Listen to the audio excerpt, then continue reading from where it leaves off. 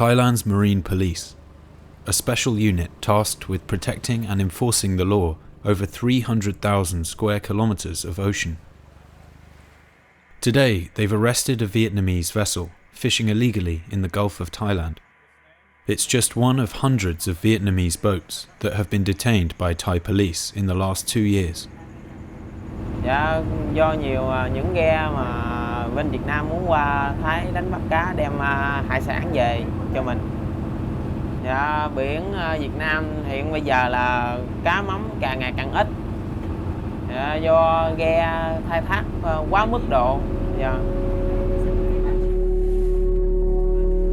These small vessels are poorly suited to this kind of long-distance fishing. The journey from Vietnam to Thailand is expensive and the work is dangerous. But crashing fish populations in Vietnamese waters have forced the fishers to make risky and often illegal journeys to find fish. And tell us about the school uniform. Is that at school? Dạ, đồng phục. Em đi cỡ khoảng 1 năm. Vietnamese labour codes prohibit minors from working on board these hazardous vessels, but EJF's recent investigations have found multiple cases of child labour, with children as young as 11 working long hours hundreds of kilometres away from land. And how is he feeling right now? Bây giờ khi mà bị bắt rồi á, thì em cảm thấy như thế nào? Em cảm thấy buồn và muốn được về đất liền. Sợ không? Dạ, cũng hơi tâm trạng sợ mới bị lần đầu. Thì giờ lỡ qua nước bạn làm rồi thì tôi cũng cầu mong cho nước bạn cũng giúp đỡ cho anh em bạn bè với người phụ của tôi. Cũng khổ mới đi làm này mà chứ chạy mướn mà gắng đi kiếm bươi vào nuôi sống vợ con, cũng mong cho nhà nước khoan hồng cho về sớm nuôi kiếm tiền nuôi sống vợ con ấy.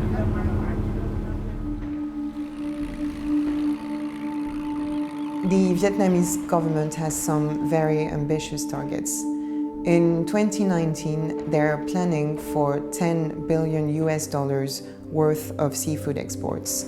And to meet those ambitious targets, they've actually increased the fleet capacity. Now the fleet is actually 110,000 fishing vessels. This overcapacity in the fishing fleet has led to the exhaustion of the fishing stocks, and this has pushed Vietnamese fishing vessels to go fish illegally in neighbouring countries and other countries in the sub-region.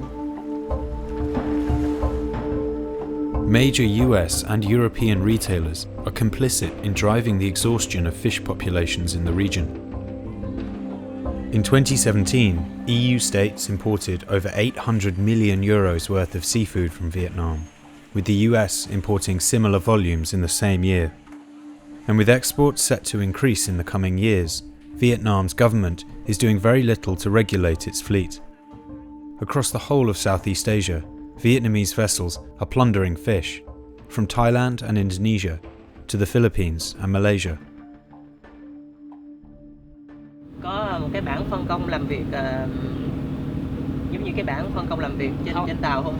Không luôn. Không có luôn anh ơi. Ai biết cái gì? Ai biết làm gì đó làm đó à. Ok. Mấy chú có ai mà có cái bảng photo hay là có đang giữ cái giấy phép đánh bắt không? Không đâu. Cái giấy phép đánh bắt đó bây giờ để nhà nha. Nhà để trong chủ cắt chứ. Okay.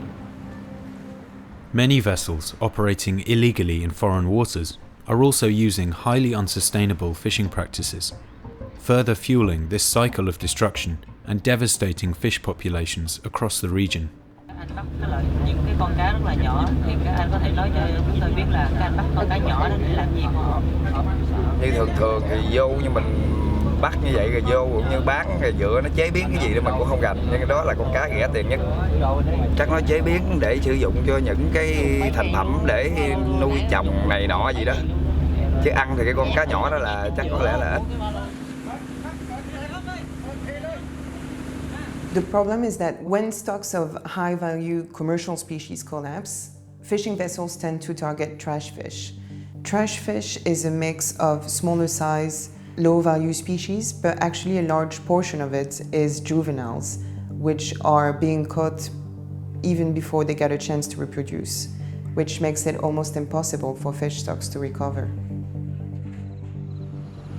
Much of the unsustainable and illegally caught trash fish ends up here, as feed for the hundreds of shrimp farms that blanket Vietnam's Mekong Delta. These farms are a key part of Vietnam's multi-billion-dollar seafood expansion, and much of the shrimp exported from here will end up on US and European supermarket shelves. But it's an opaque and poorly regulated supply chain. The shrimp we buy is often linked to unsustainable fishing practices that are driving the destruction of our oceans.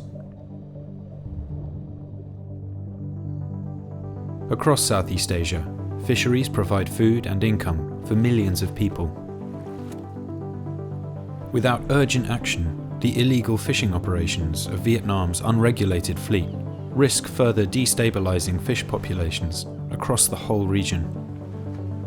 As Vietnam's seafood exports continue to rise, we must ensure that the fish we're buying is ethical, sustainable, and legal. In doing so, we can help protect marine biodiversity, fisheries, and the food security of millions of people.